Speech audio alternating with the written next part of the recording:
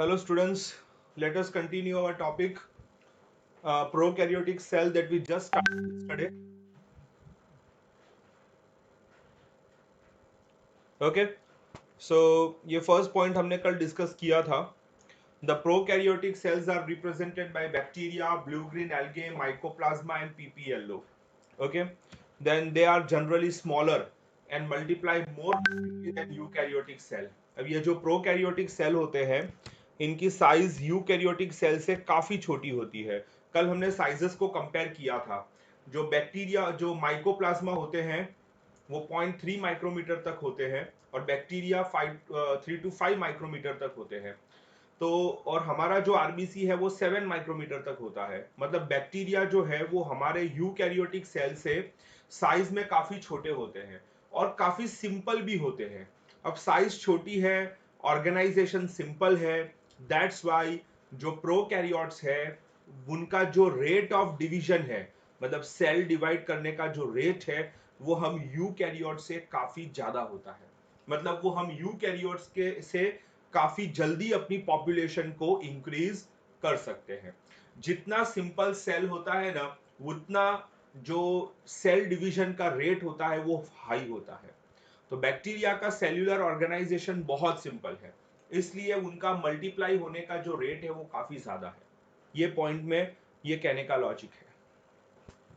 Then after अब देखो ये कुछ 4 सेल्स दिए हैं. उसमें से आप सबसे लास्ट में देखो वायरस. वायरस सबसे छोटे होते हैं. उनका डायमीटर आप देखो तो 0.02 से 0.2 माइक्रोमीटर के होते हैं. मतलब छोटे से छोटा वायरस 0.02 माइक्रोमीटर का होता है, मतलब बहुत छोटा होता है. जो पीपीएलओ है वो सबसे छोटा लिविंग सेल माना जाता है. It's 0.1 micrometre. कोई भी टिपिकल बैक्टीरिया कम से कम 1 to 2 माइक्रोमीटर का होता है. ये कम से कम है, मिनिमम. मैक्सिमम तो वो 5 माइक्रोमीटर तक जाएगा. और कोई भी यूकैरियोटिक सेल छोटे से छोटा 10 to 20 माइक्रोमीटर का ऑलमोस्ट होगा. उसमें आप आरबीसी को मत गिनना क्योंकि आरबीसी एक अलग सेल है. जो नॉर्मल यूकैरियोटिक सेल होते हैं जिसमें बहुत सारे सेल ऑर्गेनल्स होते हैं उसका डायमीटर एटलीस्ट 10 to 20 माइक्रोमीटर का होता है.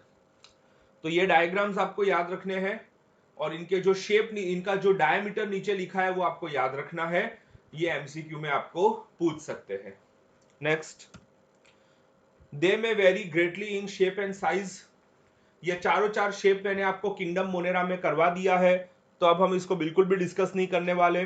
बैक्टीरिया के टोटल 4 शेप होते हैं. रोड शेप के बैक्टीरिया को बेसिलस कहते हैं. स्पेरिकल बैक्टीरिया को कोकस कहते हैं. कोमा शेप्ड बैक्टीरिया को विब्रियो कहते हैं और स्पाइरल शेप्ड बैक्टीरिया को स्पिरिलियम कहते हैं. मोनेरा में विथ एग्जांपल हमने ये सारे शेप्स और उनके टाइप्स भी स्टडी किए थे. Then after the organization of prokaryotic cell is fundamentally similar even though prokaryote exhibit a wide variety of shape and function. तो ये सेंटेंस बहुत इंपॉर्टेंट है.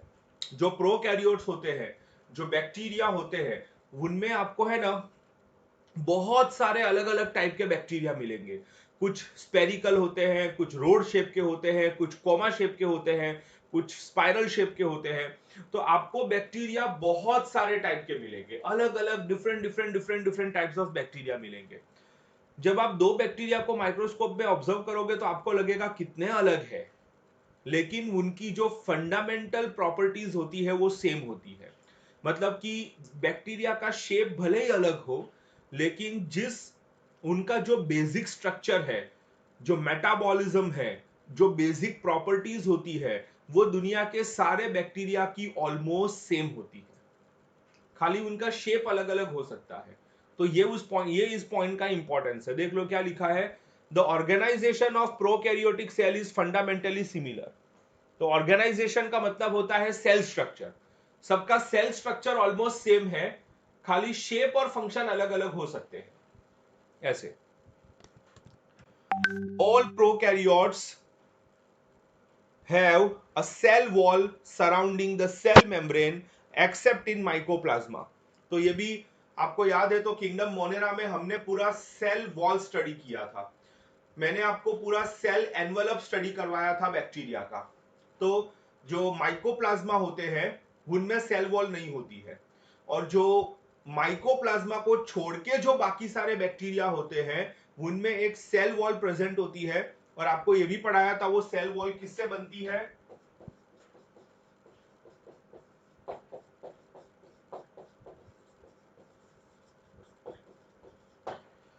वो सेल वॉल पेप्टिडोग्लाइकेन नाम के एमिनो शुगर से बनती है। ये जो पेप्टिडोग्लाइकेन है वो एक टाइप का अमीनो शुगर है। तो माइकोप्लाज्मा को छोड़ के जितने भी बैक्टीरिया इस अर्थ पे है सबके पास एक रिजिड सेल वॉल होती है जो पेप्टिडोग्लाइकेन नाम के अमीनो शुगर से बनी होती है। Mycoplasma are cell wall less bacteria, उनमें सेल वॉल नहीं होती है। ओके, तो ये पॉइंट आपको याद रखना है। The fluid matrix filling the cell is called cytoplasm. There is no well-defined nucleus. The genetic material is basically naked, not enveloped by a nuclear membrane. Okay? तो बैक्टीरिया का जो सेल होता है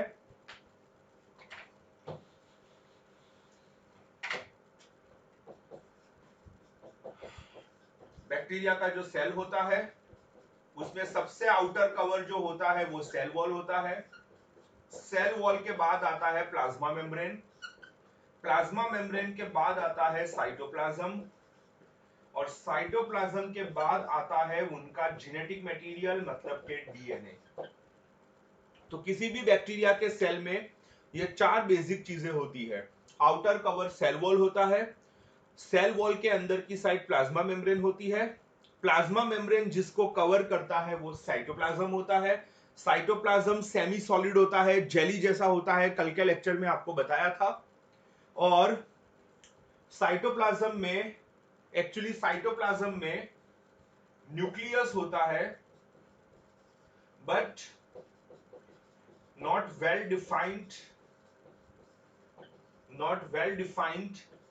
and जो न्यूक्लियर मेम्ब्रेन होती है वो absent होती है। ये तो आपको पता ही है। तो जो बैक्टीरिया होते हैं उनमें न्यूक्लियस तो होता है पर हमें दिखता नहीं है। क्यों नहीं दिखता है? क्योंकि बैक्टीरिया का जो न्यूक्लियस होता है उसमें न्यूक्लियर मेम्ब्रेन एब्सेंट होती है। कल मैंने आपको बताया था कि अगर मैं आपके रूम की सारी दीवारें हटा दूं तो फिर वो रूम नहीं लगेगा, ओपन प्लॉट लगेगा।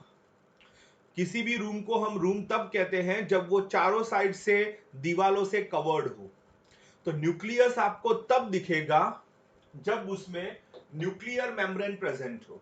जो हमारा न्यूक्लियस है उसमें न्यूक्लियर मेम्ब्रेन एब्सेंट है, मतलब बैक्टीरिया का जो न्यूक्लियस है उसमें न्यूक्लियर मेम्ब्रेन एब्सेंट है।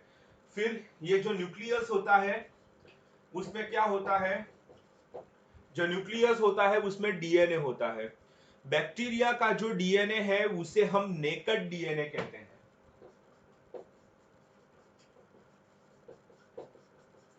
बैक्टीरिया का जो डीएनए है उसे हम नेकेड डीएनए कहते हैं बिकॉज बैक्टीरिया के डीएनए के साथ हिस्टोन प्रोटीन एसोसिएटेड नहीं है।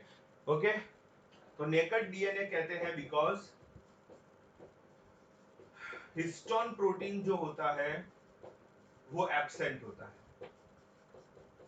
तो जो बैक्टीरिया का डीएनए होता है उसको नेकेड डीएनए कहते हैं बिकॉज उसके साथ हिस्टोन प्रोटीन एसोसिएटेड नहीं होता। तो देख लो एक बार बोर्ड पे गो थ्रू कर लो क्या लिखा है, देखो। तो बैक्टीरिया का जो सेल होता है उसमें आउटर सेल वॉल होता है, माइकोप्लाज्मा में सेल वॉल नहीं होता। सेल वॉल के अंदर की साइड प्लाज्मा मेम्ब्रेन होता है, प्लाज्मा मेम्ब्रेन के अंदर साइटोप्लाज्म होता है जो सेमी सॉलिड जेली जैसा होता है, और साइटोप्लाज्म में न्यूक्लियस होता है पर हमें कभी भी न्यूक्लियस दिखता नहीं है बिकॉज न्यूक्लियर मेम्ब्रेन एब्सेंट होता है। न्यूक्लियस में डीएनए होता है, डीएनए नेकेड होता है बिकॉज डीएनए में हिस्टोन प्रोटीन एसोसिएटेड नहीं है। तो इतना एक बेसिक में आपको सेल स्ट्रक्चर बैक्टीरिया का बता सकता हूं, उसमें इतनी चीजें आपको याद रखनी है जो बहुत इजी है। Okay, then let's move ahead.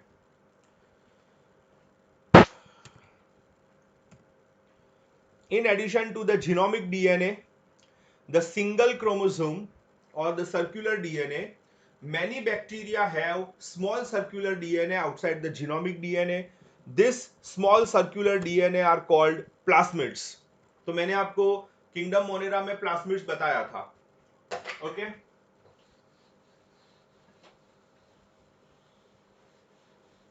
अब है ना, जो बैक्टीरिया होता है उसमें जो न्यूक्लियस होता है, फिर से एक बार बोल देता हूं, बैक्टीरिया में न्यूक्लियस नहीं होता. मैं न्यूक्लियस इसलिए लिख रहा हूं क्योंकि हम उसके डीएनए की बात कर रहे हैं. बैक्टीरिया में न्यूक्लियस होता है पर हमें दिखता नहीं है बिकॉज मेम्ब्रेन एब्सेंट होती है. तो बैक्टीरिया का जो न्यूक्लियस होता है उसके अंदर जो डीएनए होता है उसे हम कहते हैं जीनोमिक डीएनए. किसी के भी न्यूक्लियस के अंदर जो डीएनए होता है उसे हम कहते हैं जीनोमिक डीएनए. जीनोमिक डीएनए का मतलब यह होता है कि यह डीएनए हमारी प्रॉपर्टीज को कंट्रोल करता है, हमें फीचर्स देता है. आपकी बॉडी के जो भी फीचर्स है वो आपके डीएनए की वजह से है, और यह डीएनए हमारे पेरेंट्स से मिला होता है, इसे जीनोमिक डीएनए कहते हैं. ठीक है, अब ये जो जीनोमिक डीएनए है, बैक्टीरिया के अंदर ये डीएनए कितने क्रोमोसोम बनाएगा?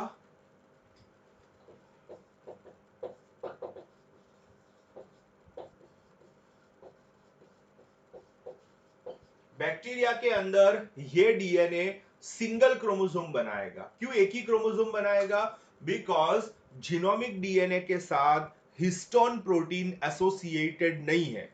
अगर बहुत सारे क्रोमोसोम बनाने होते हैं तो उसके लिए हिस्टोन प्रोटीन चाहिए, पर बैक्टीरिया के डीएनए के साथ हिस्टोन प्रोटीन एसोसिएटेड नहीं है, इसलिए बैक्टीरिया के पास सिर्फ एक ही क्रोमोसोम है.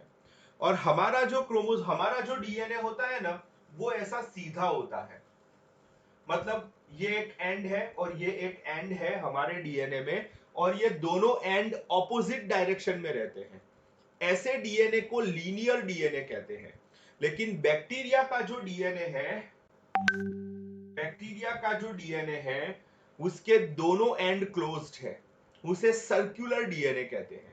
तो बैक्टीरिया का जो ये सिंगल क्रोमोसोम है उसे हम एक और नाम दे सकते हैं, उसे सर्कुलर डीएनए. तो अगर बैक्टीरिया में न्यूक्लियस होता तो उसके अंदर जो डीएनए होता उसे हम जीनोमिक डीएनए कह सकते हैं, या उसे हम सिंगल क्रोमोसोम कह सकते हैं, या फिर उसके शेप के अकॉर्डिंग हम उसे सर्कुलर डीएनए कह सकते हैं. अब है ना, जो बैक्टीरिया का सेल है उसकी एक खास बात है. बैक्टीरिया के सेल में ये जो डीएनए मैंने आपको बताया, ये तो हर किसी के पास होता है. जितने भी लिविंग ऑर्गेनिज्म होते हैं उन सब के पास ये जीनोमिक डीएनए होता है. लेकिन हमारा जो बैक्टीरिया है उसके पास जीनोमिक डीएनए के अलावा एक और डीएनए प्रेजेंट है. ओके, जीनोमिक डीएनए के अलावा एक और डीएनए प्रेजेंट है.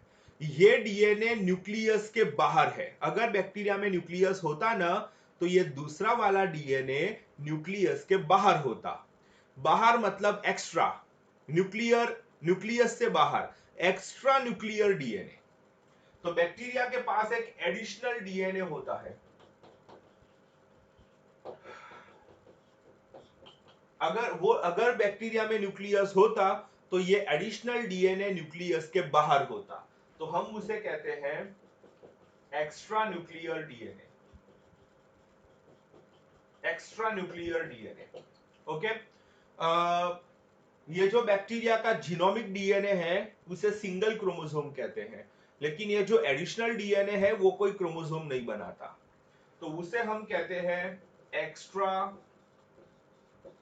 Chromosomal DNA. मतलब बैक्टीरिया का जो ये सिंगल क्रोमोसोम है ये उससे अलग है. तो हम, और ये उससे पूरा ही अलग है, उससे पूरा अलग जगह पे है, तो हम उसे कहते हैं एक्स्ट्रा क्रोमोसोमल डीएनए. और बैक्टीरिया का जो ये एडिशनल डीएनए है वो भी गोल ही है, लेकिन जीनोमिक डीएनए से साइज में छोटा है, तो हम उसे कहते हैं स्मॉल सर्कुलर डीएनए. तो बैक्टीरिया के पास जो एडिशनल डीएनए है उसके तीन नाम हैं. वो न्यूक्लियस के बाहर होता है इसलिए उसको एक्स्ट्रा न्यूक्लियर कहते हैं. वो बैक्टीरिया के क्रोमोसोम से पूरा अलग ही जा रहा है तो उसे एक्स्ट्रा क्रोमोसोमल कहते हैं। और वो बैक्टीरिया के जीनोमिक डीएनए से साइज में छोटा है, इसलिए उसको स्मॉल सर्कुलर डीएनए कहते हैं। तो ये जो एडिशनल डीएनए है इसको हम नाम देते हैं प्लास्मिड।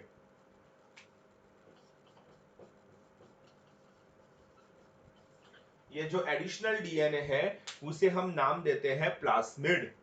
तो बैक्टीरिया में दो टाइप के डीएनए होते हैं, एक नॉर्मल डीएनए जो हर लिविंग ऑर्गेनिज्म के पास होता है वैसा बैक्टीरिया के पास भी है, उसे कहते हैं जीनोमिक डीएनए। और इस जीनोमिक डीएनए के अलावा बैक्टीरिया के पास एडिशनल डीएनए है, उसे कहते हैं प्लास्मिड।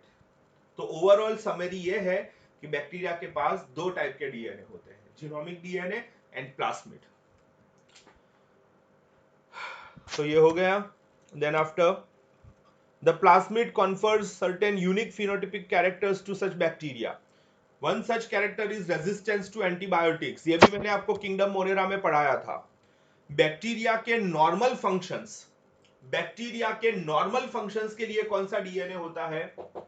जीनोमिक डीएनए होता है। जीनोमिक डीएनए बैक्टीरिया के रेगुलर फंक्शंस को कंट्रोल करता है, बैक्टीरिया को रेगुलर फिनोटाइप देता है। फिनोटाइप मतलब फीचर, जैसे स्किन कलर एक फिनोटाइप है, मतलब एक फीचर है, वैसे। तो ये जो जीनोमिक डीएनए होता है, ये जीनोमिक डीएनए बैक्टीरिया को रेगुलर फीचर देता है, रेगुलर फिनोटाइप या नॉर्मल फिनोटाइप देता है।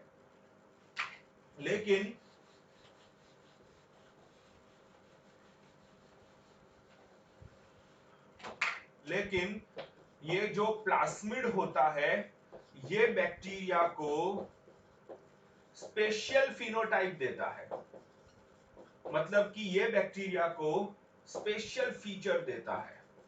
यहां पे फिनोटाइप का मतलब होता है फीचर। एक फीचर है एंटीबायोटिक से रेजिस्टेंट। अगर हमें कोई बैक्टीरियल डिजीज होती है तो उसके ट्रीटमेंट के लिए हम एंटीबायोटिक्स लेते हैं।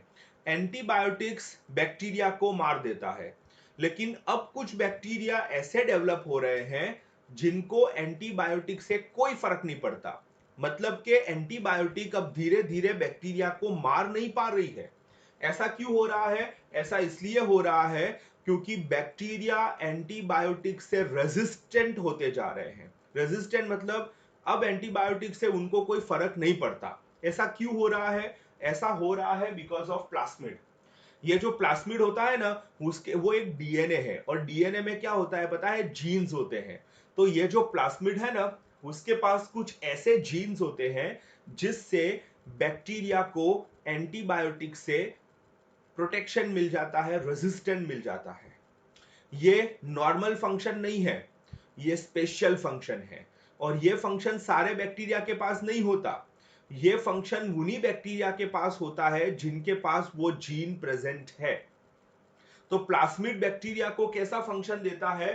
प्लास्मिड बैक्टीरिया को स्पेशल फंक्शन देता है। ये चीज आपको याद रखनी है। और ये स्पेशल फंक्शन इतना स्पेशल होता है कि ये सारे बैक्टीरिया के पास नहीं होता, कुछ सिलेक्टेड बैक्टीरिया के पास ही होता है। Next point, plasmid DNA is used to monitor bacterial transformation with foreign DNA. अब ये जो सेंटेंस है, ये सेंटेंस अभी आप नहीं समझ पाओगे, इसके लिए आपको 12th स्टैंडर्ड के बायोटेक्नोलॉजी चैप्टर को पढ़ना होगा। हम बायोटेक्नोलॉजी में क्या करते हैं? बैक्टीरिया के डीएनए के साथ किसी और का डीएनए ज्वाइंट कर देते हैं। तो बैक्टीरिया का जो डीएनए है उसमें हम प्लास्मिड वाला डीएनए काम में लेते हैं, और ये जो प्लास्मिड है वो बैक्टीरिया का डीएनए है।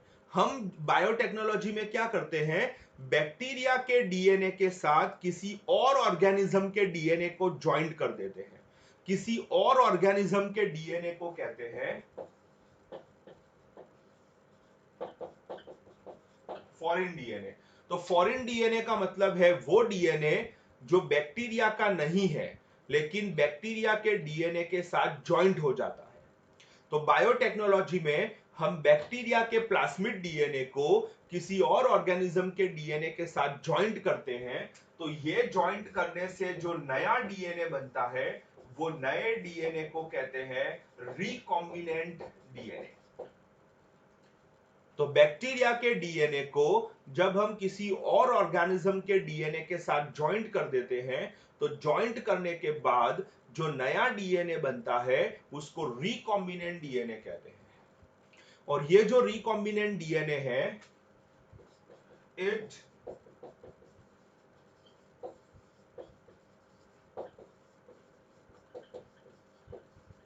ये जो रिकॉम्बिनेंट डीएनए है, ये बैक्टीरिया को ट्रांसफॉर्म कर देता है। ट्रांसफॉर्म कर देता है मतलब बैक्टीरिया की जो ओरिजिनल प्रॉपर्टीज होती है उसे चेंज कर देता है। कैसे चेंज करता है? क्योंकि हमने बैक्टीरिया के प्लाज्मिड के साथ किसी और का डीएनए जोड़ दिया है। तो ये जो किसी और का डीएनए होता है, ये बैक्टीरिया को नई प्रॉपर्टीज देता है। वो जो नई प्रॉपर्टीज बैक्टीरिया को मिलती है उसको कहते हैं ट्रांसफॉर्मेशन। तो ये जो प्लाज्मिड है वो बायोटेक्नोलॉजी में बहुत काम आता है।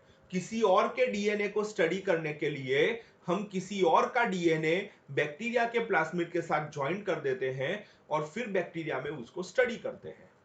लेकिन जब हम किसी और का डीएनए बैक्टीरिया के डीएनए में ज्वाइन कर देते हैं, तो बैक्टीरिया के डीएनए की प्रॉपर्टी चेंज हो जाती है, जिसे ट्रांसफॉर्मेशन कहते हैं। और जब हम किसी और का डीएनए बैक्टीरिया के डीएनए में ज्वाइन कर देते हैं, तो जो नया डीएनए बनता है उसको हम कहते हैं रिकॉम्बिनेंट डीएनए। तो इस तरह से बैक्टीरिया का प्लाज्मिड बायोटेक्नोलॉजी और जेनेटिक इंजीनियरिंग में बहुत काम आता है। तो ये उस सेंटेंस का लॉजिक है। ये पूरा टॉपिक आप स्टैंडर्ड 12 के चैप्टर 11 में पढ़ने वाले हो, तब तक आपको वेट करना होगा। Next point, nuclear membrane is found in eukaryotes and no organelles like ones in eukaryotes are found in prokaryotes except for ribosome. Okay, तो अभी आपको थोड़ी देर पहले ही बताया था कि न्यूक्लियर मेम्ब्रेन प्रोकैरियोट में एब्सेंट होती है, तो प्रेजेंट किस में होती है? न्यूक्लियर मेम्ब्रेन यूकैरियोट में प्रेजेंट होती है। और अगर हम प्रोकैरियोट्स की बात करें, तो कल के लेक्चर में मैंने आपको पढ़ाया था कि जो प्रोकैरियोट्स होते हैं उनमें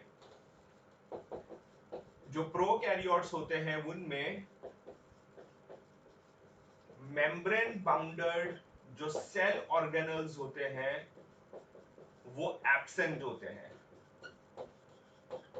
ये कल के लेक्चर में मैंने आपको पढ़ाया था। जो प्रोकैरियोट्स होते हैं वो प्रोकैरियोट्स में membrane bounded cell organelles absent होते हैं। मेम्ब्रेन बाउंडेड सेल ऑर्गेनल्स में वो सारे सेल ऑर्गेनल्स आ जाते हैं जो हमारे सेल में प्रेजेंट होते हैं, पर बैक्टीरिया के सेल में एब्सेंट होते हैं। लेकिन यहाँ पे एक एक्सेप्शन है, और वो एक्सेप्शन है राइबोसोम।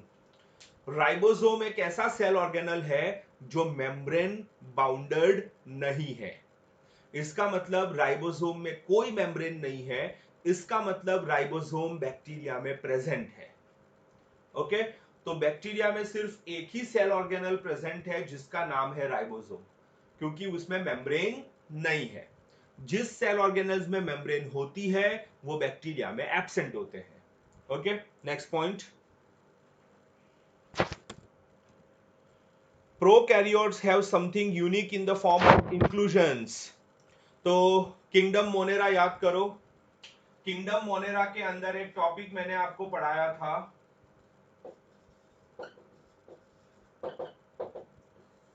किंगडम मोनेरा में एक टॉपिक मैंने आपको पढ़ाया था जिसका नाम था इंक्लूजन्स।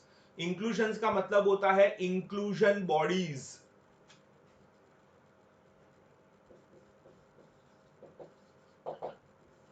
इंक्लूजन का मतलब है इंक्लूजन बॉडीज।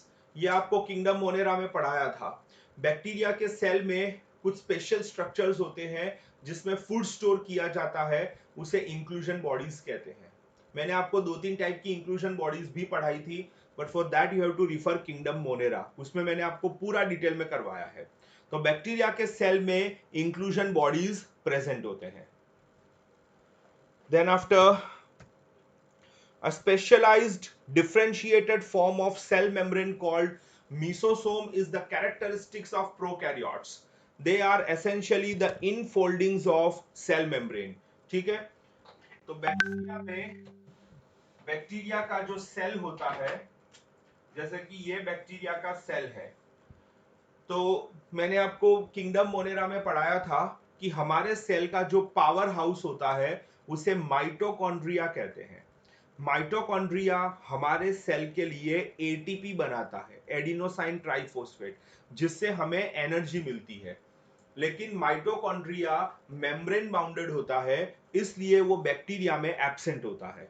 तो बैक्टीरिया में एटीपी बनाने का काम कौन करता है? बैक्टीरिया में एटीपी बनाने का काम मीसोसोम करता है। ये मीसोसोम क्या होता है? मीसोसोम बैक्टीरिया की प्लाज्मा मेम्ब्रेन का इनफोल्डिंग, मतलब के अंदर की तरफ का फोल्डिंग होता है। तो ये बैक्टीरिया का सेल है।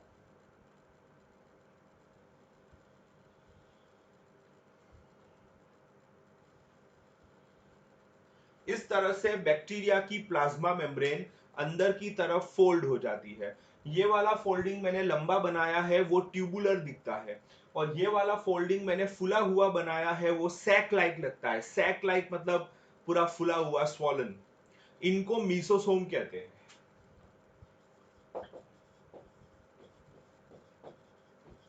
अगर आप बैक्टीरिया के सेल को माइक्रोस्कोप में एकदम मैग्नीफाई करके स्टडी करोगे तो आपको बैक्टीरिया के सेल में ये मिलेगा ही मिलेगा। ये बैक्टीरिया का डिस्टिंग्विशिंग फीचर है, मतलब ये बहुत इंपॉर्टेंट फीचर है और ये सिर्फ आपको बैक्टीरिया में ही मिलेगा। मीसोसोम माइटोकॉन्ड्रिया का काम करता है। वो बैक्टीरिया में एटीपी प्रोड्यूस करता है, जिससे बैक्टीरिया को एनर्जी मिलती है। Other than that mesosome cell division में हेल्प करता है, सेल वॉल बनाने में भी हेल्प करता है। मीसोसोम के बारे में भी मैंने किंगडम मोनेरा में आपको पूरा डिटेल में पढ़ाया है। अगर आपने नोटबुक में लिखा है तो प्लीज रिफर, आपको फटाफट मिल जाएगा। नोटबुक नहीं बनाई है तो लेक्चर में ढूंढते रहो। तो मीसोसोम मैंने आपको किंगडम मोनेरा में परफेक्टली करवा दिया है। तो अब हम आगे बढ़ते हैं। ओके, तो प्रोकैरियोट्स का जो बेसिक इंट्रोडक्शन था वो इंट्रोडक्शन मैंने करवा दिया। Now we need to write it down. तो ये हमारा फर्स्ट पॉइंट है, please note it down.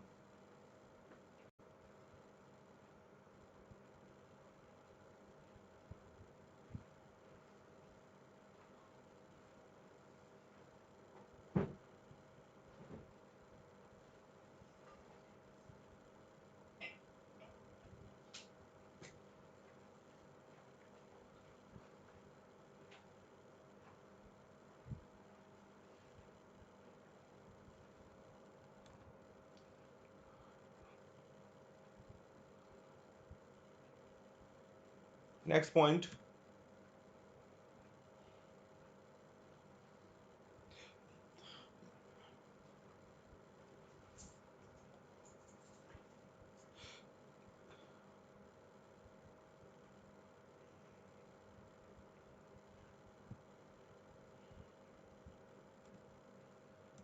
Next point.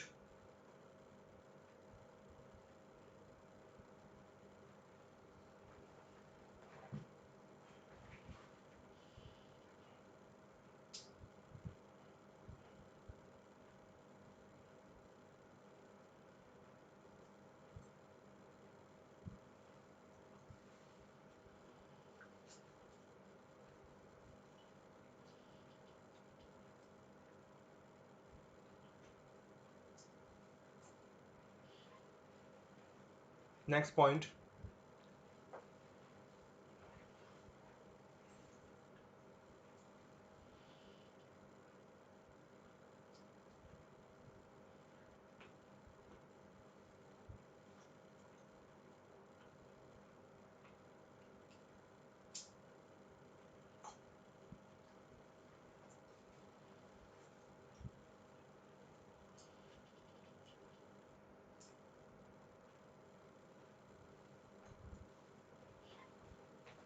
Next point.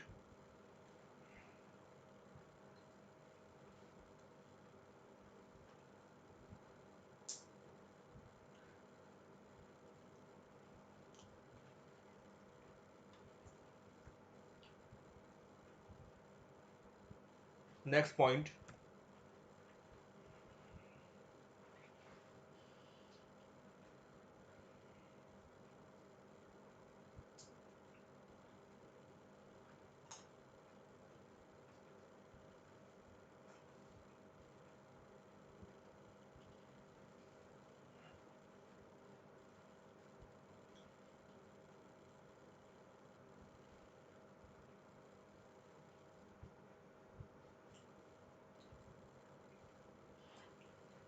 Next point.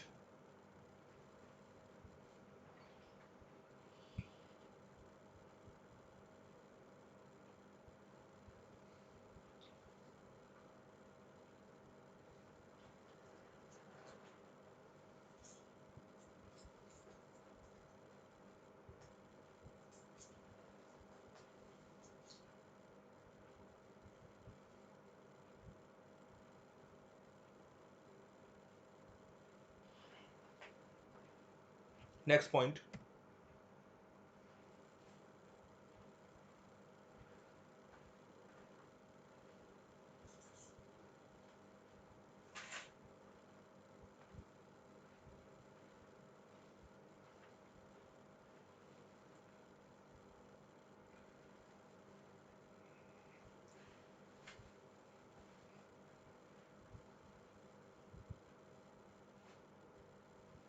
Next point.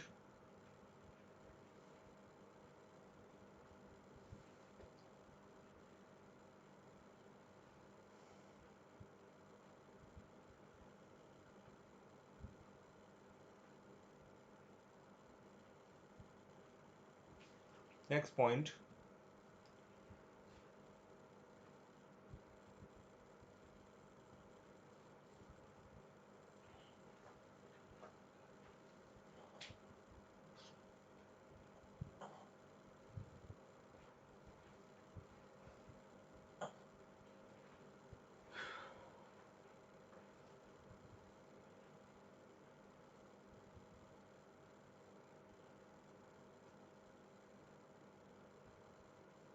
Next point.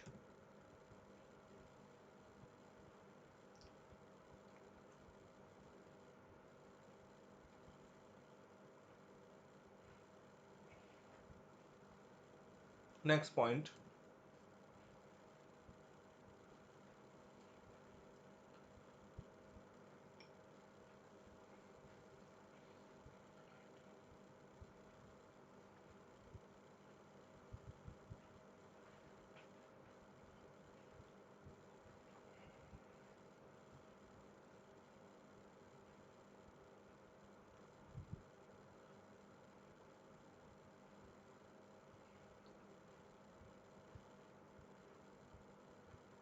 Next point.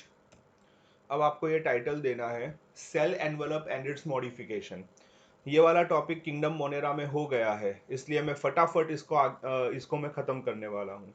तो please give the title cell envelope and its modification.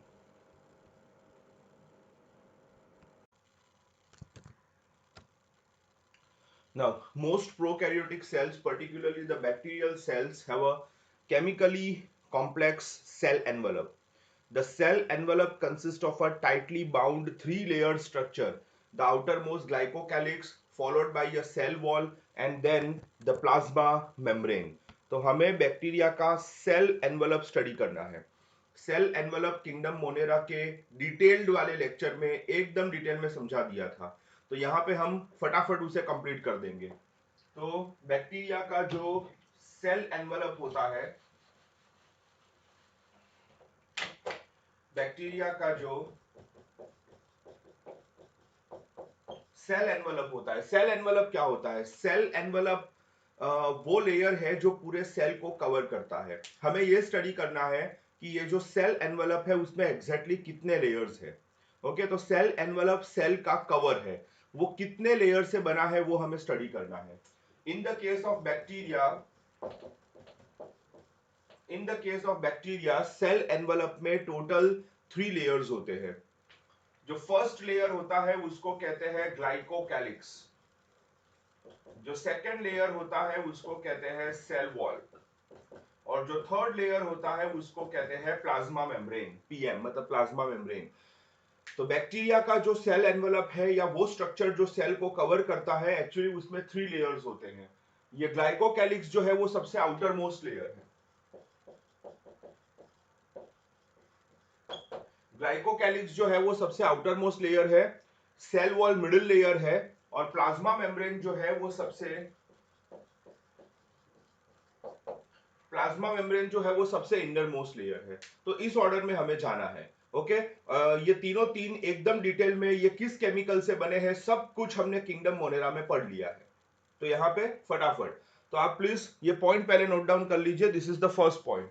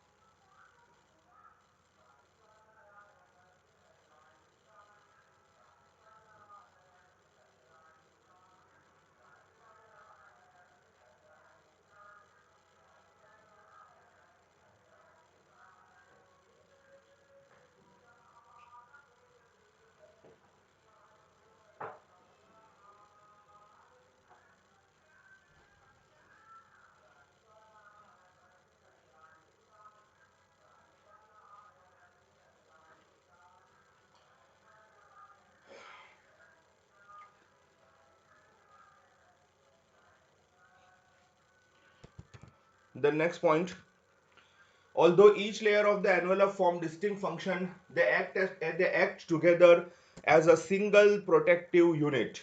Okay? तो ये जो three layers हैं bacteria की plasma membrane के, ये तीनों के फंक्शंस अलग अलग है। ग्लाइकोकैलिक्स का फंक्शन अलग है, सेल वॉल का फंक्शन अलग है, प्लाज्मा मेम्ब्रेन का फंक्शन अलग है, लेकिन ये तीनों के तीनों एक यूनिट की तरह काम करते हैं। तो ये तीनों के तीनों को हम कहते हैं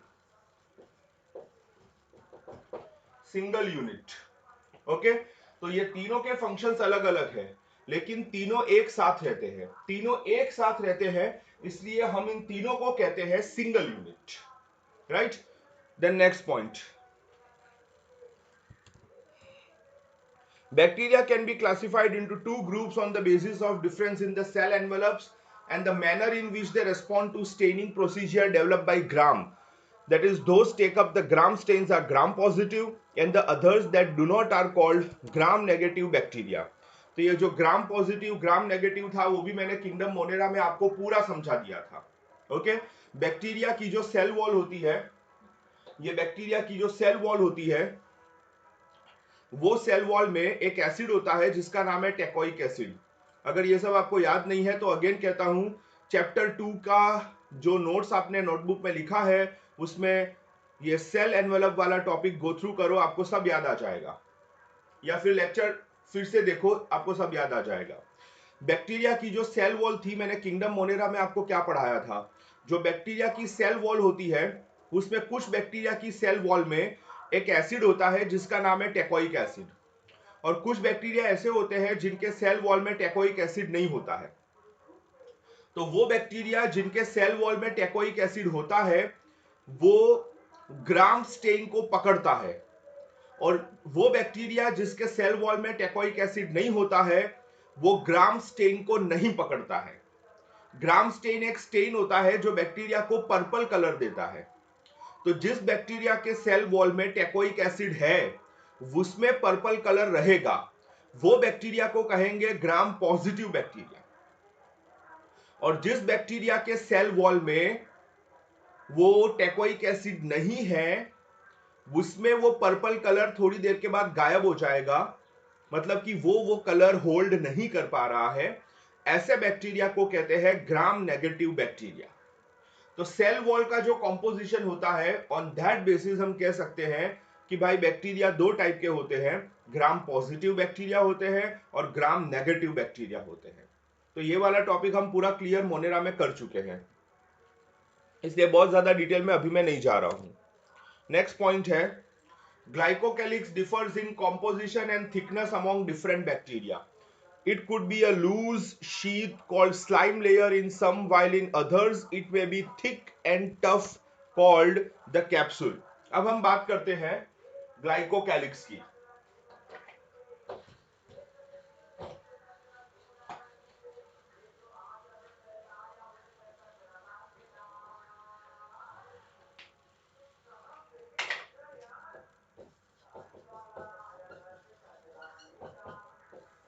ओके, ये ग्लाइकोकैलिक्स है। अभी थोड़ी देर पहले बताया कि ये किसी भी बैक्टीरिया के सेल एनवेलप का आउटर मोस्ट लेयर है।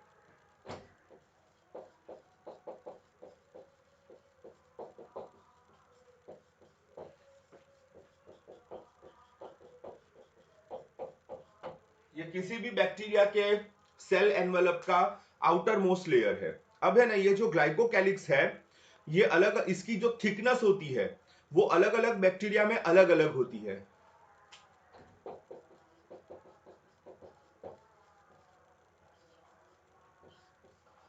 ओके, तो ये जो ग्लाइकोकैलिक्स है, हम उसकी थिकनेस की बात कर रहे हैं। ग्लाइकोकैलिक्स की जो थिकनेस होती है वो अलग अलग बैक्टीरिया में अलग अलग होती है।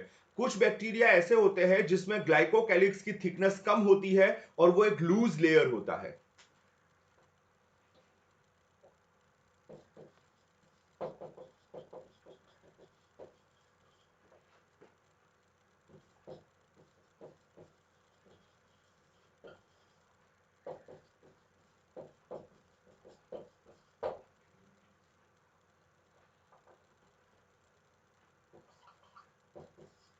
ओके, तो कुछ बैक्टीरिया ऐसे होते हैं जिसमें जो ग्लाइकोकैलिक्स होता है वो ग्लाइकोकैलिक्स की थिकनेस कम होती है, और थिकनेस कम होने से वो एकदम लूज लेयर की तरह होता है, मतलब एकदम पतला सा लूज सा लेयर जैसा बनता है। उसको हम कहते हैं,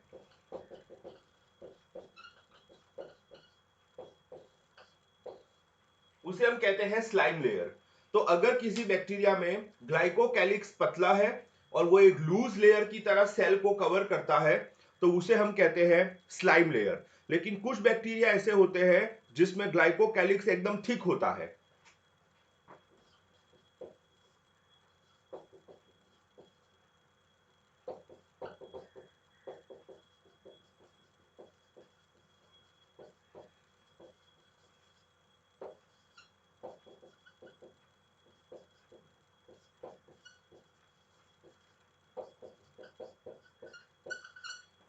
तो कुछ बैक्टीरिया ऐसा होता है जिसमें ग्लाइकोकैलिक्स बिट थिक होता है, मतलब थोड़ा सा मोटा होता है, और वो अरेंज होता है एज अ टफ लेयर, मतलब एकदम टफ सा, एकदम कड़क सा लेयर बनाता है। अगर एकदम टफ लेयर जैसा दिखता है ग्लाइकोकैलिक्स, तो उसे हम कहते हैं कैप्सूल। तो अगर ग्लाइकोकैलिक्स एकदम थिक टफ लेयर बनाता है तो उसे हम कहते हैं कैप्सूल। अगर ग्लाइकोकैलिक्स एकदम लूज लेयर बनाता है तो उसे हम कहते हैं स्लाइम लेयर। ओके, उसे हम कहते हैं स्लाइम लेयर। तो लूज लेयर है, पतला लेयर है तो स्लाइम लेयर कहते हैं, जो थिक लेयर है तो कैप्सूल कहते हैं। एक चीज आपको याद रखनी है कि जिस बैक्टीरिया में कैप्सूल होता है वो बैक्टीरिया बहुत ही खतरनाक होते हैं और हमारे इम्यून सिस्टम के लिए उन्हें मारना बहुत डिफिकल्ट होता है। तो अगर कैप्सूल वाले बैक्टीरिया आपकी बॉडी में एंटर होते हैं तो देर आर फुल चांसेस कि आप बीमार पड़ोगे, बिकॉज ये कैप्सूल इतना टफ होता है कि अगर हमें बैक्टीरिया को मारना है तो सबसे पहले कैप्सूल को तोड़ना होगा। और हमारे इम्यून सिस्टम के जो सेल्स होते हैं, जो डब्ल्यूबीसीज होते हैं, उनके लिए इस कैप्सूल को तोड़ना बहुत डिफिकल्ट होता है। इसलिए वो कैप्सूल को नहीं तोड़ पाते और बैक्टीरिया अपनी पॉपुलेशन फटाफट बढ़ा लेते हैं और हम बीमार हो जाते हैं। इसलिए ये जो कैप्सूल वाले बैक्टीरिया होते हैं वो पैथोजेनिक होते हैं। पैथोजेनिक का मतलब है पूरे चांसेस है कि वो हमें बीमार करेंगे। राइट, तो ग्लाइकोकैलिक्स दो टाइप की होती है, पतली और एकदम लूज हो तो उसे स्लाइम लेयर कहते हैं, मोटी और थिक हो तो उसे, मोटी और टफ हो तो उसे कैप्सूल कहते हैं। तो बहुत सिंपल है, ये आपको याद रखना है। तो आपको ये पॉइंट लिखना है, this is the second point, please note it down.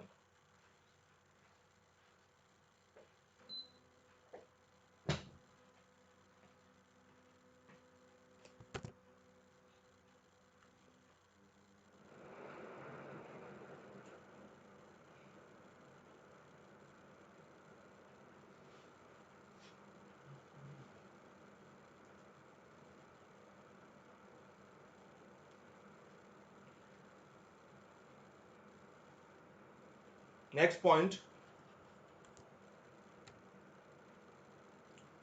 Point number 3।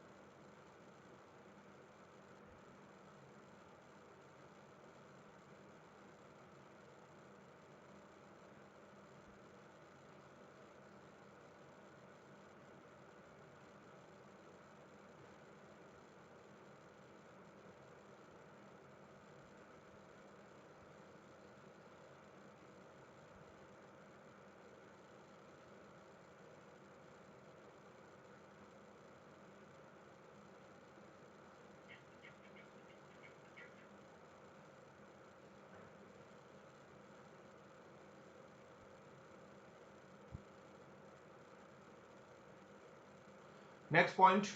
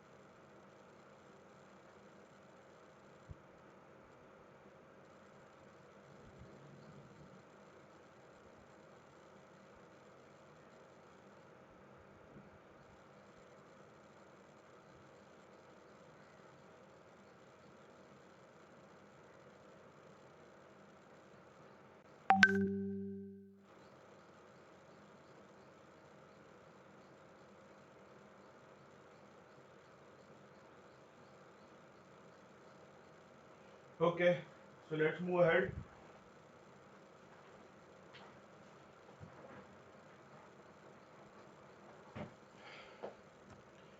अब हम सेल वॉल की बात करते हैं। The cell wall determines the shape of the cell and provides a strong structural support to prevent the bacterial cell from bursting and collapsing। तो glycocalyx के बारे में तो आपको पूरा मैंने पढ़ा दिया। अब नेक्स्ट हमें पढ़ना है सेल वॉल के बारे में।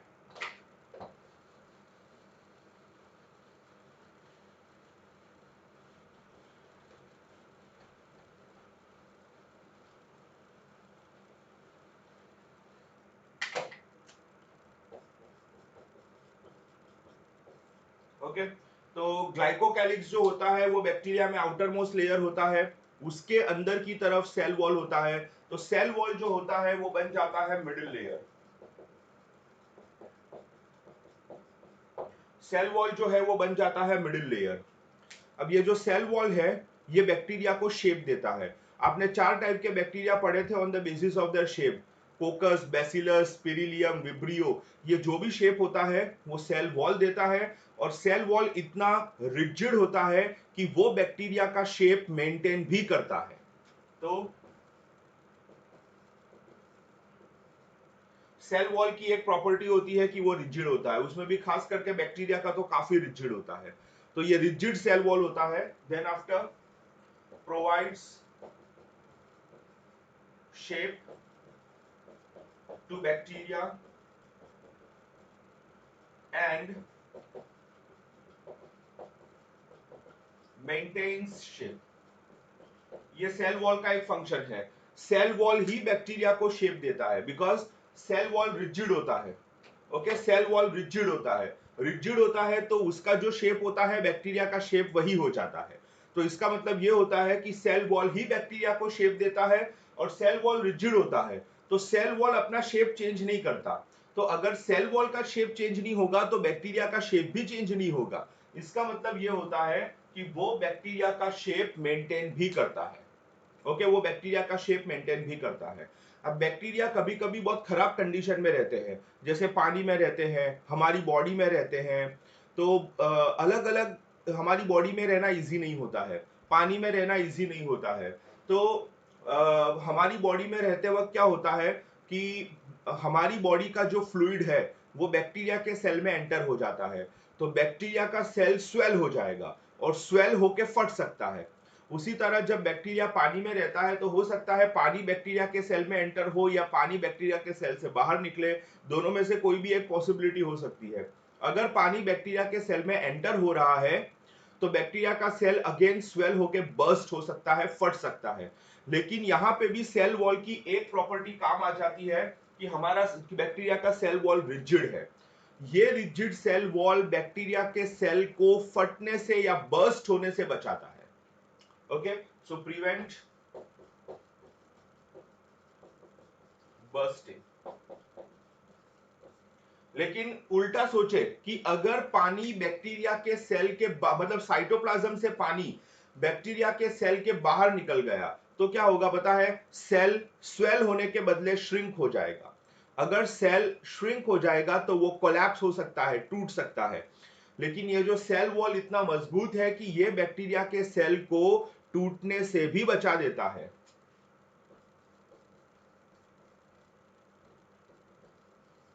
तो ये बैक्टीरिया के सेल को बर्स्टिंग से भी बचाता है, कोलैप्सिंग से भी बचाता है। नेक्स्ट पॉइंट, फिर हम बात करते हैं बैक्टीरिया के, ओके पहले आप ये पॉइंट को नोट डाउन कर लीजिए, उसके बाद हम आगे बढ़ते हैं। तो please note down this point.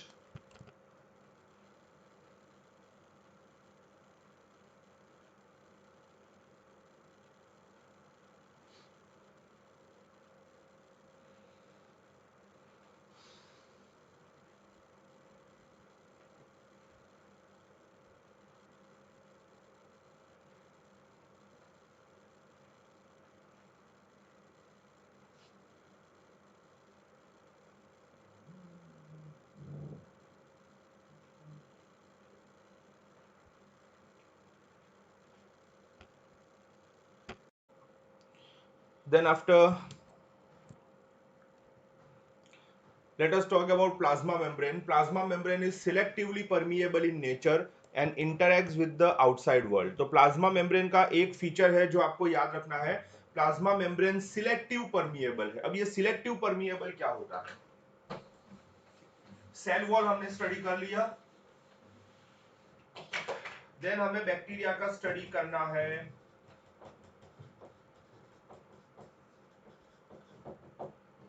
Plasma membrane cell envelope का सबसे इनर मोस्ट लेयर होता है प्लाज्मा मेम्ब्रेन, और ये जो प्लाज्मा मेम्ब्रेन है ये बैक्टीरिया के सेल को आउटसाइड वर्ल्ड से बचाता है।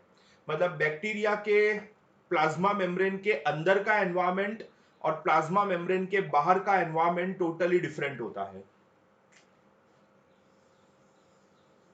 ये एक बैक्टीरिया का सेल है, ये उसकी प्लाज्मा मेम्ब्रेन है, ये उसका साइटोप्लाज्म है, और ये प्लाज्मा मेम्ब्रेन का बाहर का एनवायरनमेंट। तो प्लाज्मा मेम्ब्रेन के अंदर का जो एनवायरनमेंट है जिसे साइटोप्लाज्म कहते हैं, ये साइटोप्लाज्म को एक्सटर्नल एनवायरनमेंट से अलग रखना पड़ता है। अगर साइटोप्लाज्म एक्सटर्नल एनवायरनमेंट के कांटेक्ट में आ गया तो साइटोप्लाज्म की प्रॉपर्टीज में चेंजेस आ सकते हैं। तो प्लाज्मा मेम्ब्रेन क्या करता है, प्लाज्मा मेम्ब्रेन साइटोप्लाज्म को बाहर के एनवायरनमेंट से अलग करके रखता है, सेपरेट करके रखता है, उसे बाहर के एनवायरनमेंट के कांटेक्ट में नहीं आने देता। And more ever plasma membrane की एक प्रॉपर्टी है,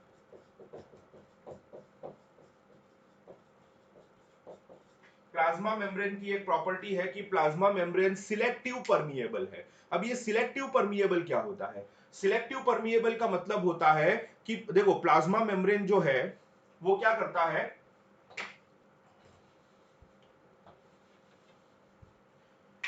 ये जो प्लाज्मा मेम्ब्रेन है वो क्या करता है, कुछ मटेरियल प्लाज्मा मेम्ब्रेन को क्रॉस करके बाहर जाते हैं और कुछ मटेरियल प्लाज्मा मेम्ब्रेन को क्रॉस करके अंदर आते हैं। जैसे ये जो A है वो प्लाज्मा मेम्ब्रेन क्रॉस करके सेल के बाहर गया, और ये जो B है वो प्लाज्मा मेम्ब्रेन क्रॉस करके सेल के अंदर आया। अब हमारी जो प्लाज्मा मेम्ब्रेन है वो ये डिसाइड करती है कि कौन सा मटेरियल सेल के अंदर आना चाहिए और कौन सा मटेरियल सेल के अंदर नहीं आना चाहिए। अगर कोई मटेरियल सेल के अंदर नहीं आना चाहिए तो प्लाज्मा मेम्ब्रेन उसको रोक देती है, और अगर कोई मटेरियल सेल के अंदर जाना चाहिए तो प्लाज्मा मेम्ब्रेन उसे जाने देती है। इसको कहते हैं सिलेक्टिव परमिएबल। तो सिलेक्टिव परमिएबल का मतलब होता है to control whether what is coming inside the cell और what is leaving the cell. तो सिलेक्टिव परमिएबल का यहां मतलब होता है plasma membrane allows the entry of few molecules and does not allow the entry of other molecules.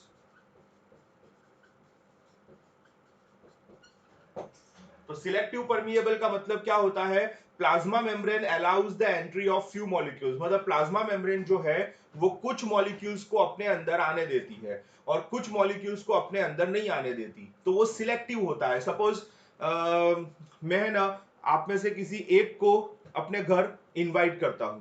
Suppose मैं आप में से किसी एक को अपने घर इनवाइट करता हूं, लेकिन आप क्या करते हो, अपने साथ और 5 लोगों को लेके आ जाते हो। तो अब टोटल 6 मेंबर्स है, मैंने तो सिर्फ आपको अकेले को इनवाइट किया था, आप और 5 लोगों को लेके आ गए। अब मेरी मर्जी, वो 5 लोगों को मेरी मन होगा तो मैं आने दूंगा, मेरा मन होगा तो मैं नहीं आने दूंगा। That is called selective. हो सकता है उस 5 में से 2 लोग मुझे बिल्कुल पसंद नहीं है, तो मैं उनको बिल्कुल नहीं आने दूंगा। तो मेरी मर्जी कि कौन मेरे घर में आ सकता है, कौन मेरे घर में नहीं आ सकता। उसी तरह प्लाज्मा मेम्ब्रेन की एक प्रॉपर्टी होती है कि कौन सेल के अंदर आ सकता है, कौन सेल के अंदर नहीं आ सकता। ओके, कौन सेल के अंदर आ सकता है, कौन सेल के अंदर नहीं आ सकता। तो ऑन दैट बेसिस हम कहते हैं कि वो सिलेक्टिव परमिएबल है। फिर देखो आगे क्या लिखा है, the membrane is similar structurally to that of the eukaryotes. अब ये इंटरेस्टिंग चीज है, बैक्टीरिया की प्लाज्मा मेम्ब्रेन और हम कौन है, हम यूकैरियोट है, तो और बैक्टीरिया प्रोकैरियोट है। तो बैक्टीरिया की प्लाज्मा मेम्ब्रेन मतलब कि प्रोकैरियोट की प्लाज्मा मेम्ब्रेन यूकैरियोट के प्लाज्मा मेम्ब्रेन के जैसी ही है। मतलब हमारी प्लाज्मा मेम्ब्रेन और बैक्टीरिया की प्लाज्मा मेम्ब्रेन का जो स्ट्रक्चर है वो ऑलमोस्ट सेम है। तो आई होप आपको प्लाज्मा मेम्ब्रेन के बारे में सब कुछ पता चल गया। Now please note down the point.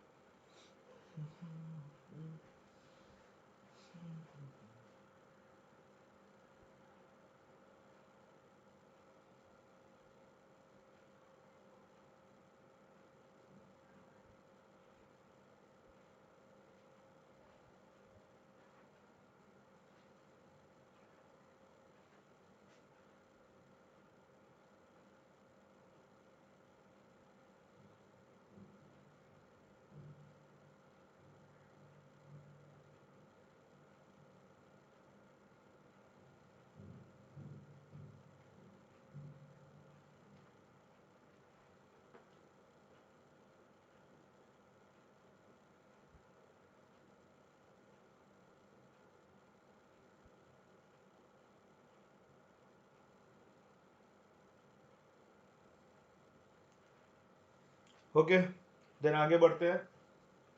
Plasma membrane के बारे में डिस्कशन कर लिया।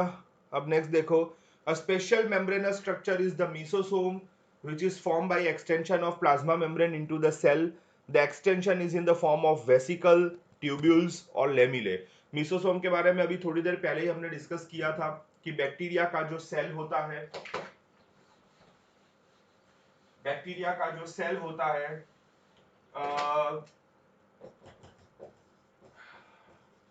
मीसोसोम एक्चुअली प्लाज्मा मेम्ब्रेन का ही पार्ट है।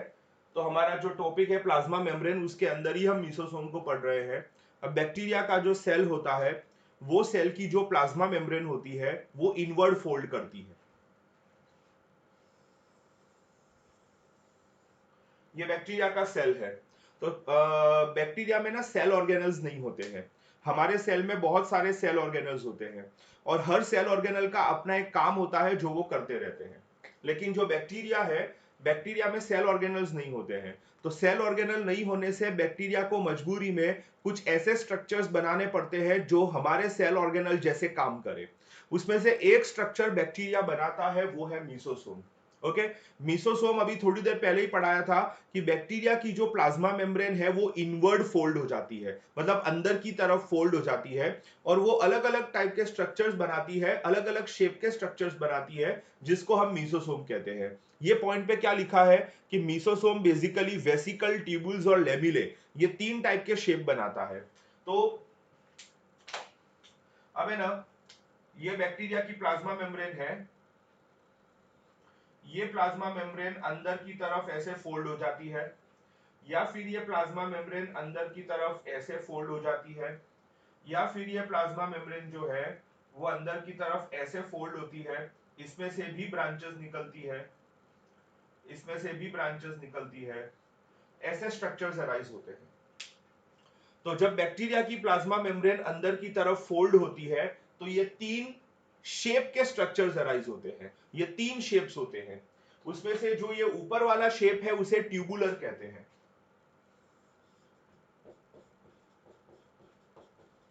ये आपको थैले जैसा फूला हुआ दिखता है, इसको वेसिकल कहते हैं। और ये जो है जिसमें से ब्रांचेस निकल रही है, इसको लेमिले कहते हैं। तो बैक्टीरिया में जो प्लाज्मा मेम्ब्रेन है वो अंदर की तरफ फोल्ड हो जाती है, और अंदर की तरफ फोल्ड होके ये 3 टाइप के स्ट्रक्चर्स बनाती है। ये तीनों का अलग अलग फंक्शन है जो अभी हम देखेंगे। तो ये होता है ट्यूबुलर, ये होता है वेसिकल, ये होता है लेमिले, और ये तीनों के तीनों बनते हैं क्योंकि प्लाज्मा मेम्ब्रेन अंदर की तरफ फोल्ड हो जाती है। तो फोल्ड होते वक्त जैसा शेप बनता है हम वैसा नाम दे देते हैं। ये स्ट्रक्चर्स जो यहां आपको डायग्राम में दिख रहे हैं इनको कहते हैं मीसोसोम या मेसोसोम, जो आपको बुलाना है आप बोल सकते हो, इनको मीसोसोम कहते हैं। They help in the cell wall formation, DNA replication and distribution to the daughter cell. Okay? अब है ना, बैक्टीरिया, मैंने आपको अभी बताया कि बैक्टीरिया के पास सेल ऑर्गेनल नहीं होता। तो सेल ऑर्गेनल नहीं होने से ये जो मीसोसोम है उनको बहुत सारे नए नए फंक्शंस करते रहने पड़ते हैं। उसमें से एक फंक्शन है सेल वॉल फॉर्मेशन, उसमें से एक फंक्शन है सेल वॉल फॉर्मेशन।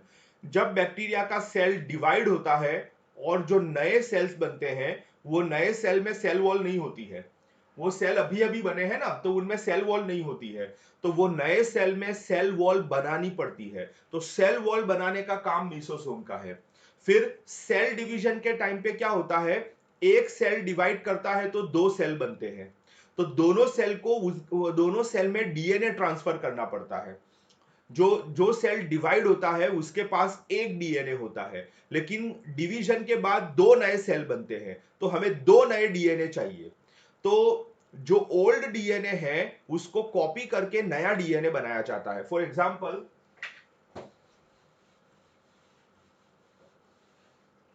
मान लो कि ये पेरेंट सेल है, मान लो कि ये पेरेंट सेल है और इसके पास अपना डीएनए है, इसके पास अपना डीएनए है। अब ये सेल डिवाइड होके 2 सेल बनाता है, ये एक सेल बनाया, ये दूसरा सेल बनाया, इन दोनों को डॉटर सेल कहते हैं, इन दोनों को डॉटर सेल कहते हैं। अब जो पेरेंट सेल है उसके पास कितने डीएनए है, उसके पास तो एक ही डीएनए है, लेकिन डॉटर सेल कितने हैं, 2 है, तो कितने डीएनए चाहिए, 2 डीएनए चाहिए। तो पेरेंट सेल क्या करेगा, उसका जो डीएनए है उसकी जेरोक्स कॉपी करेगा। तो ये जो पेरेंट का डीएनए है इसकी जेरोक्स कॉपी होगी। जेरोक्स कॉपी बनाने की प्रोसेस को कहते हैं रेप्लिकेशन। तो पेरेंट सेल क्या करेगा, अपने डीएनए का रेप्लिकेशन करेगा। रेप्लिकेशन करने से डीएनए की एक और कॉपी बन जाएगी, तो टोटल कॉपी कितनी हो जाएगी, ये ओरिजिनल कॉपी और इसको कॉपी करके एक और कॉपी बना दी तो टोटल 2 कॉपी हो जाएगी। वो 2 कॉपी में से एक कॉपी इस सेल में भेज दी जाएगी और दूसरी कॉपी इस सेल में भेज दी जाएगी, तो इन दोनों के पास हो जाएगा अपना खुद का डीएनए।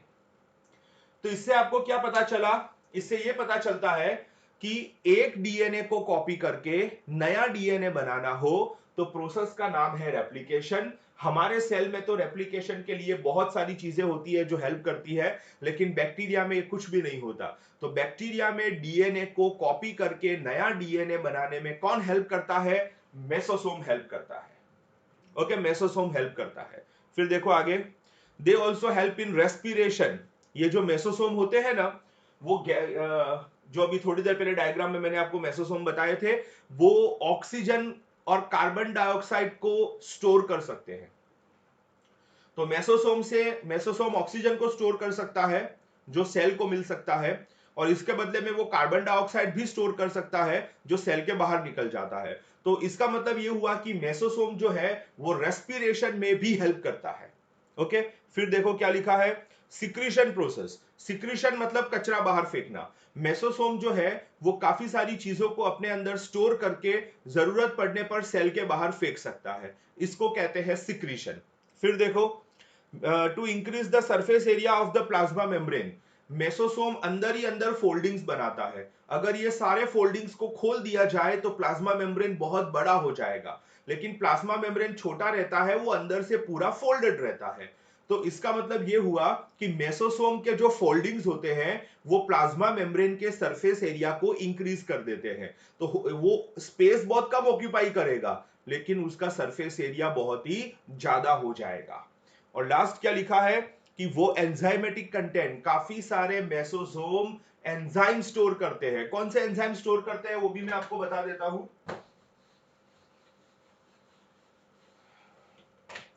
काफी सारे मेसोसोम रेस्पिरेटरी एंजाइम स्टोर करते हैं।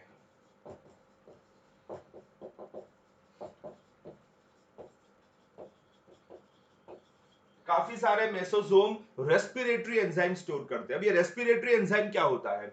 रेस्पिरेटरी एंजाइम्स वो एंजाइम्स होते हैं that is required for the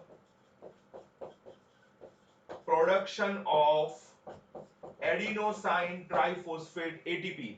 तो रेस्पिरेटरी एंजाइम्स वो एंजाइम्स होती है जो एटीपी बनाने के लिए चाहिए। क्या बनाने के लिए चाहिए? एटीपी बनाने के लिए चाहिए। मैंने कहा था हमारे सेल में एटीपी बनाने का काम माइटोकॉन्ड्रिया का है। तो हमारे सेल में मतलब यूकैरियोटिक सेल में एटीपी किस में होता है? सॉरी, ये रेस्पिरेटरी एंजाइम्स किस में होते हैं? हमारे सेल में रेस्पिरेटरी एंजाइम्स माइटोकॉन्ड्रिया में होते हैं। लेकिन माइटोकॉन्ड्रिया बैक्टीरिया में एब्सेंट है। तो बैक्टीरिया में रेस्पिरेटरी एंजाइम्स कहां होते हैं? मीसोसोम में होते हैं। तो देखो कितने सारे प्रोसेस बताए। सेल वॉल फॉर्मेशन में हेल्प करता है, डीएनए रेप्लिकेशन में हेल्प करता है, मतलब डीएनए की एक कॉपी से दूसरी कॉपी बनाने में हेल्प करता है, रेस्पिरेशन में हेल्प करता है क्योंकि वो गैसेस स्टोर कर सकता है, सिक्रीशन में हेल्प करता है, वो काफी सारा वेस्ट स्टोर करके बाहर रिलीज कर सकता है, एंजाइम स्टोर करता है। कौन सी एंजाइम वो भी मैंने आपको यहां पे स्पेसिफाई कर दिया है, वो रेस्पिरेटरी एंजाइम्स को स्टोर कर सकता है।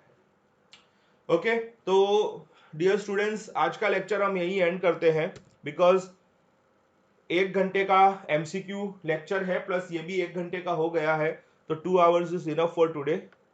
यहां से मैं आपको कल लिखवाना स्टार्ट करूंगा। प्लाज्मा मेम्ब्रेन तक आज आपने लिख दिया है, तो हम यहां से एक बार फिर से स्टार्ट करेंगे कल और एक बार रिवीजन कर लेंगे। तो आज का लेक्चर हम यही एंड करते हैं। Goodbye for today students.